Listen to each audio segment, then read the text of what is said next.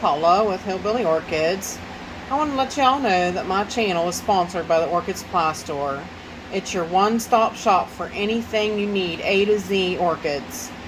Use the code Hillbilly for a 12% discount. Thanks for dropping by, y'all. Hey y'all, it's Paula with Hillbilly Orchids. Welcome back to my channel. I hope everybody's having a fantastic day. It is ugly here. It is so gray. It has been for the last, ever since the hurricane hit this past week. Ever since it's been rolling up through here, we've had a lot of rain and it's really been ugly. And now it's gotten cold, so it's switched to snow. We've had flurries, and I'm like, and I tell you, honest truth, it's been rough, really. I've been trying to get around to making this video. I've honestly pretty much so been in bed the last 2 days. This has hit me really, really extremely hard, and I haven't been this bad in a while.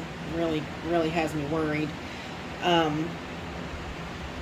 I really thought it was like the barometric pressure change, from Nicole, and but I think a lot of it was from being stressed out so bad over on Wednesday and Thursday with that stuff with my husband's blood pressure and stuff.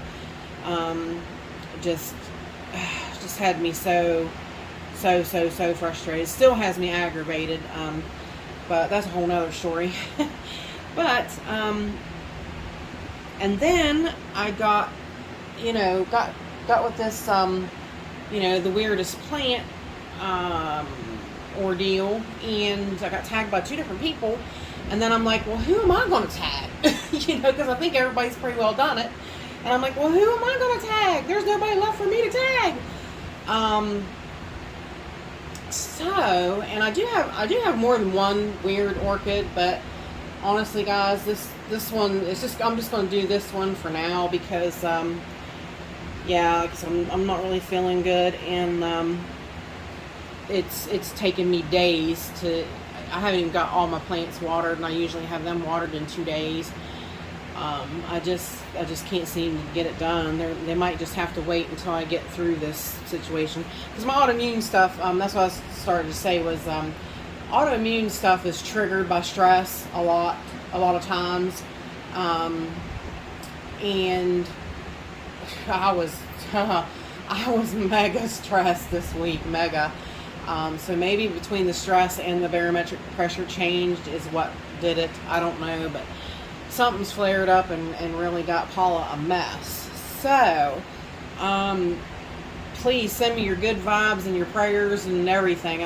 Send them my way, because I'm a mess, you guys. Anyways, that's why I said let me talk about plants, because that always recharges my mind and makes me feel better and makes me stop thinking about me, which I don't like to do, and makes me focus on other things and forget what I'm going through. So let's get on to this weird plant which you see in front of you. Now, I've grown this from a seedling.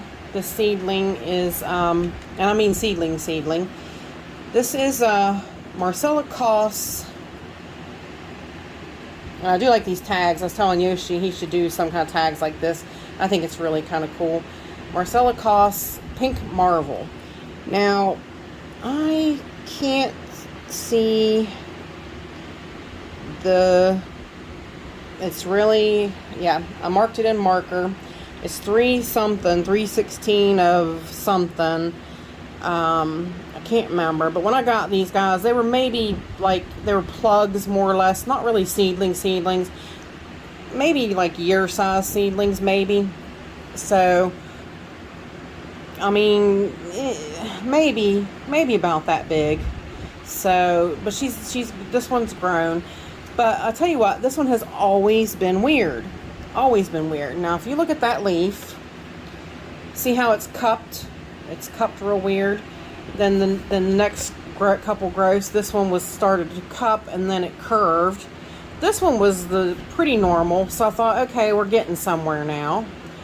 Then this one was pretty normal, and I'm like, okay, it's looking better, looking better.